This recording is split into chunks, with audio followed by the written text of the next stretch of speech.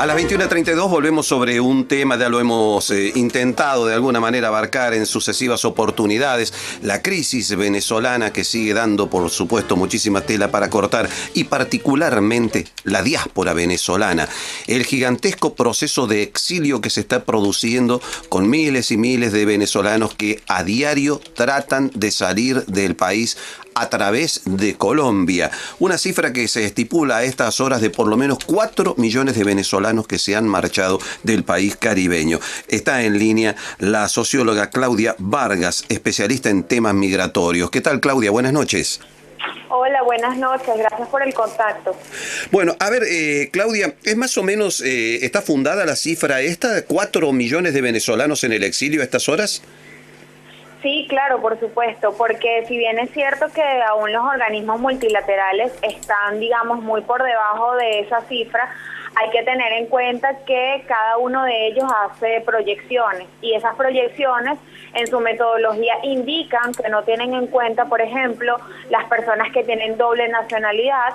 Como ustedes sabrán, nosotros tuvimos en Venezuela un proceso inmigratorio en el siglo XX muy importante, donde había españoles, italianos, portugueses, también justamente de la Argentina, de Chile. Entonces, digamos, estas personas que ahora buscan emigrar, muchos de ellos han apelado a esta segunda nacionalidad. Esos no están incorporados dentro de estas cifras.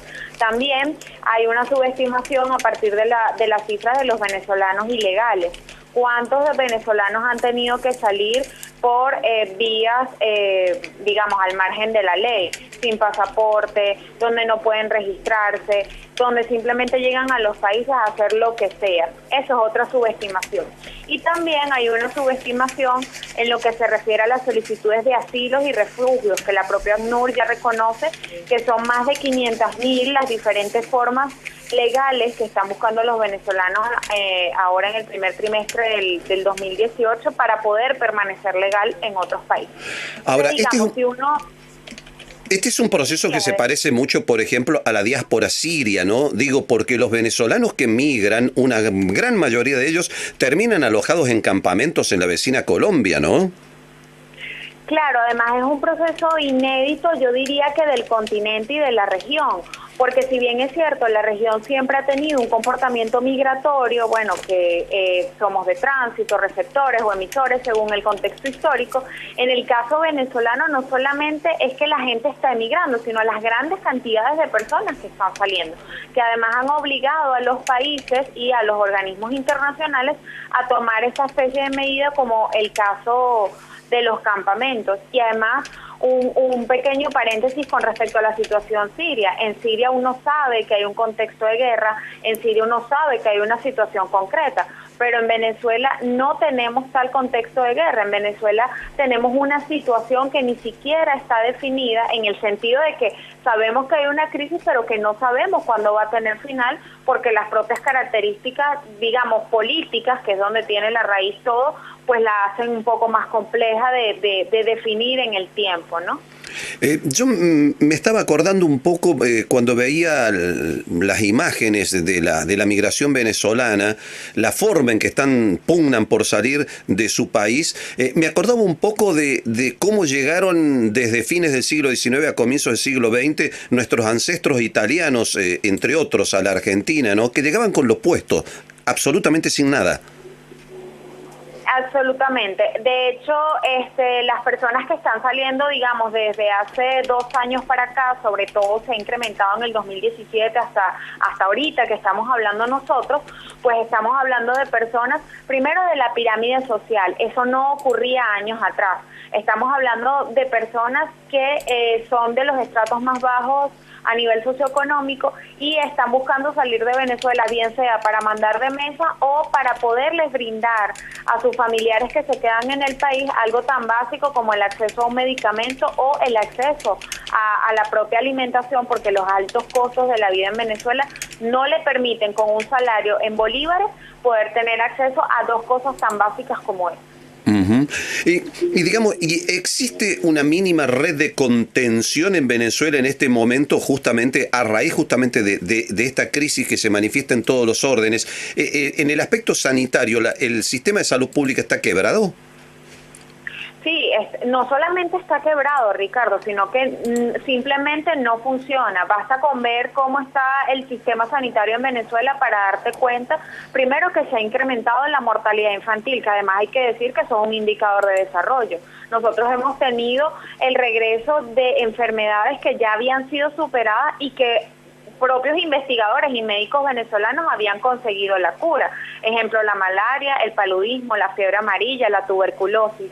Encima también hemos tenido un incremento de la muerte de femeninas cuando van a dar a luz, porque no hay las condiciones necesarias para que esto se produzca. Y estamos hablando de procedimientos normales, o sea, estamos hablando de epidemias que tienen su respectiva cura con el medicamento adecuado, estamos hablando de una atención natural y común que existe en cualquier país a un neonato, y estamos hablando de procedimientos naturales como que una mujer dé a luz un bebé en un hospital. Pues esto ahora mismo no cumple ni con las condiciones sanitarias, ni se tienen los insumos, y los médicos venezolanos, los pocos que todavía permanecen en el sistema de salud pública, pues hacen lo que pueden para sortear esta crisis que ellos internamente tienen. Había problemas también para quienes quieren marcharse por el tema legal, o sea, para conseguir el pasaporte, pero entiendo que en los últimos días hubo una disposición del gobierno respecto a este punto, ¿no? Sí, el tema es que el gobierno asume ciertas cosas, pero nunca quedan son cosas muy ambiguas, nunca define claramente cuál va a ser la política. Entonces, ¿qué pasa? Que las personas no tienen acceso al pasaporte porque el sistema no funciona, nuestro internet es lento, tenemos una crisis de eléctrica fortísima. Entonces, digamos que la gente no tiene como acceso a un documento tan básico como este. Entonces, eso abre la brecha a grandes mafias de corrupción, bien sea vía las gestorías, bien sea pagar de forma paralela a funcionarios o a personas que tienen acceso a estos documentos, y quienes no tienen la posibilidad económica, que es la mayor parte de las personas, pues deciden salir indocumentados, lo cual aumenta todavía más la ya vulnerable situación de los emigrantes venezolanos. Claro, pero una vez más hay que decir que en toda crisis hay una oportunidad, entonces hay quienes han encontrado la forma de hacer un negocio también, aprovechando justamente a aquellos que quieren irse, ¿no? Sí, bueno, lamentablemente en estas situaciones, digamos, no es que hay una red de personas protestando para velar que es un derecho humano la identidad, que también los hay, me refiero, pero en el caso de los gestores, pues surge como el pícaro, ¿no? Ese arquetipo negativo que de alguna manera, pues basándose en la necesidad que tiene la gente de su documento, pues aparece. Y eso es lo que pasa cuando tú tienes un sistema que está lleno de controles. O sea, por todos lados te va a surgir la manera de vulnerar eso, y al final quien se ve perjudicado en este caso es la ciudadanía en general. Ahora, ¿el flujo migratorio se ha atenuado en los últimos días o se mantiene estable? No, en lo mínimo. Yo creo que más bien ha aumentado. Cada vez son más las personas que quieren irse, y cuando uno más o menos a boca de calle sondea a la gente, uno se da cuenta que los últimos anuncios económicos lo que han hecho es precipitar la situación.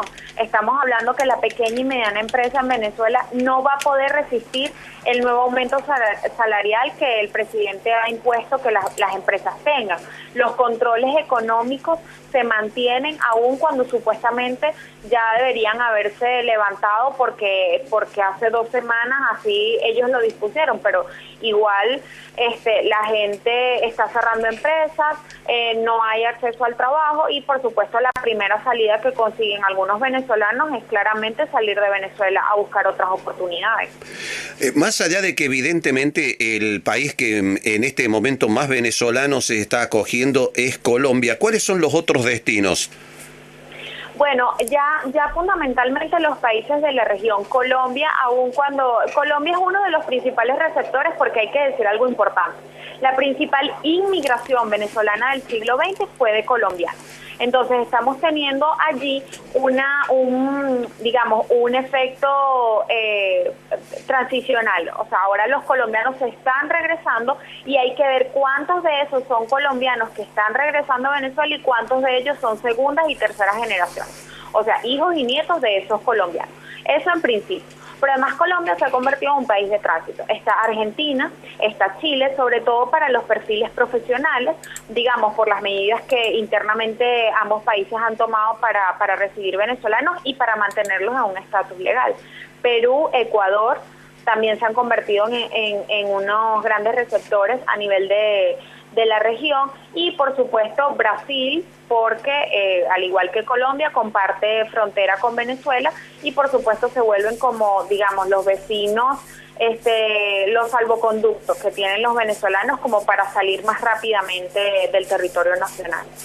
Sí, lo que acá hemos podido percibir es que los que están llegando a la Argentina son muchos profesionales y trabajadores calificados. Sí, sí. La pérdida de capital intelectual que nosotros hemos venido registrando a partir del año 2000 es brutal. O sea, empezamos con científicos, tecnólogos, magíster, doctores, hasta tener ahora mismo pues una gran cantidad de venezolanos que además fueron formados en universidades del Estado. La mayor parte de ellos pues es egresado de universidades públicas, donde se supone que el Estado hizo una inversión en su educación y que nosotros no vamos a poder aprovechar en el mediano y largo plazo porque las condiciones internas no les abren campo en su área profesional, los salarios pues son ínfimos, y esos venezolanos, aun cuando no vayan a ejercer su área profesional en el exterior, pues les va muchísimo mejor económicamente que quedarse acá en Venezuela si ejerciesen su profesión. Claro, el dato que vos apuntás es precisamente que ahí se produce una suerte de hueco generacional, ¿no? O sea, toda la gente que vos calificaste a lo largo de muchos años, lo que implicó toda una inversión, se va del país, y por lo tanto reemplazar a toda ese personal calificado te cuesta muchísimos años después, ¿no? Claro, por supuesto, porque si uno se fija en todo el tiempo que dura formar un doctor, son 30 años consecutivos de una persona, o sea, tomando en cuenta el preescolar o el jardín de infancia. Entonces, todo es una educación ininterrumpida que al salir de Venezuela y no reconectar, porque ese es el problema, que nosotros ahora mismo no tenemos diásporas intelectuales. O sea, esa gente está distribuida por el mundo y nosotros, digo nosotros en el sentido de a nivel de Estado, ¿no? El Estado no los ha identificado, no sabe dónde están, no tiene proyectos que lo puedan conectar, y por supuesto eso es una pérdida. Pero además hay que aclarar una cosa, no es una pérdida solo para Venezuela, incluso a veces termina siendo una pérdida para el país destino, porque estas personas se guardan su título profesional para hacer cualquier cosa con tal de tener acceso al dinero, que es lo que les permite mantenerse, mejorar su calidad de vida y ahora ayudar a sus familiares que quedaron acá en el país. Sí, sí, es esa escena tan conocida en Latinoamérica, tan conocida entre nosotros, de el profesional universitario que en el mejor de los casos termina de chofer de un vehículo de alquiler, ¿no? Así es, totalmente. Una verdadera pena. Claudia Vargas, gracias por habernos atendido y el panorama que acabas de pintarnos. Un abrazo a la distancia. Hasta pronto. Gracias, hasta luego, Ricardo, que estén muy bien. Saludos.